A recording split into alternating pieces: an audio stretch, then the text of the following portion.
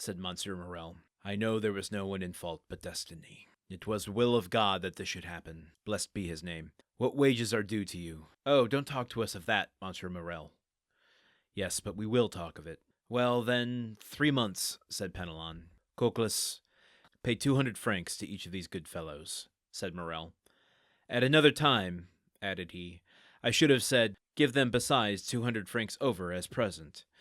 But times are changed, and the little money that remains to me is not my own, so do not think me mean on this account." Penelon turned to his companions and exchanged a few words with them. "As for that, Monsieur Morrel," said he, again turning his quid, "as for that—" "As for what?" "The money." "Well?"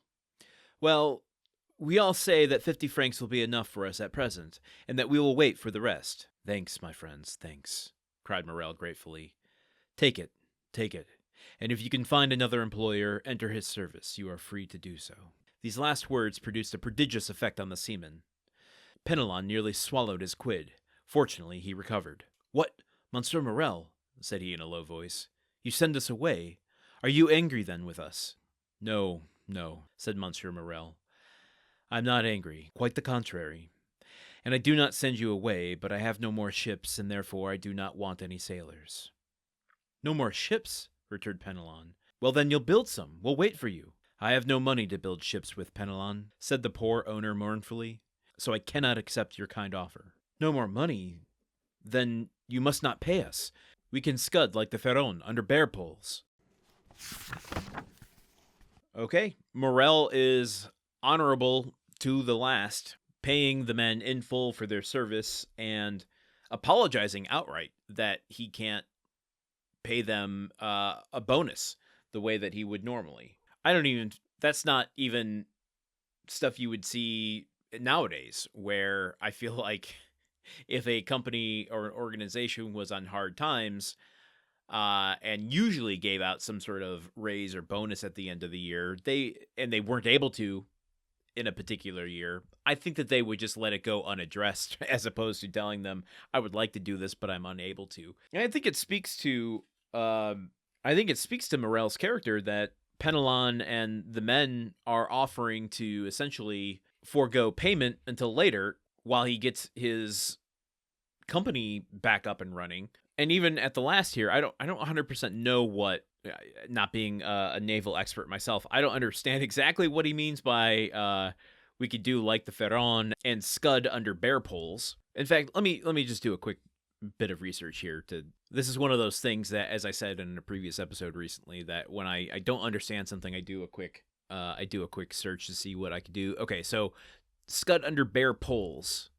Okay. Oh, okay, I probably gave that incorrect emphasis. "Then you must not pay us. We can scud like the Pharaon under bare poles." Okay, so when I first read it, I read it as if bare poles were like a proper term for something on a ship, which just really goes to show I don't know anything about ships.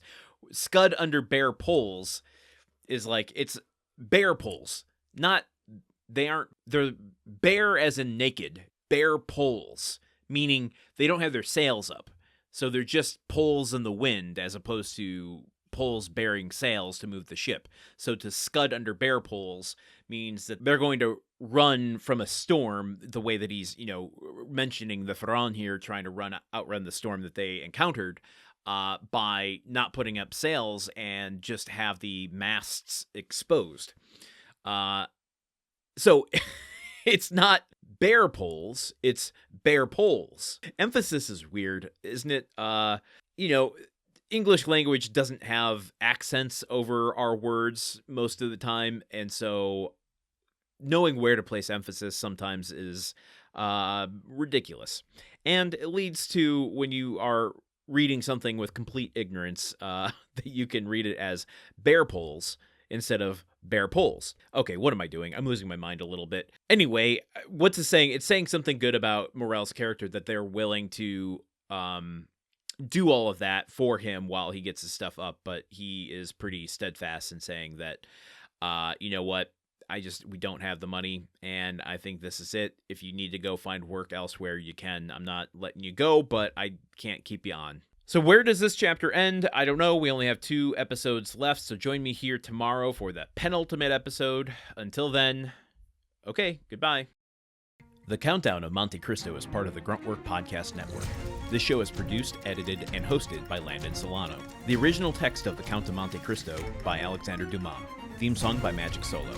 If you want to support the show and others like it, visit patreon.com/gruntworkpod. Thank you for listening. See you tomorrow.